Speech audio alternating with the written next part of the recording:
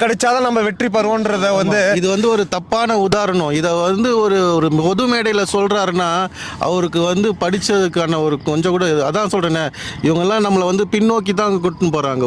ஒரு நல்ல சமுதாயம், முன்னேற்ற சமுதாயம் ஒரு நல்ல முன்னோக்கி போனோம். ஸோ அதுக்கப்புறம் பார்த்தீங்கன்னா அவர் எல்லாருமே வாடா போடா அப்படின்னு சொல்லுது. இப்போ இவர் எப்படி வாடா போடான்னு எப்படி சொல்ல முடியும்? அப்போனா அப்போ எல்லா சின்ன பசங்களும் பேசிட்டு வந்தீங்களா, எப்படி சொன்னீங்க?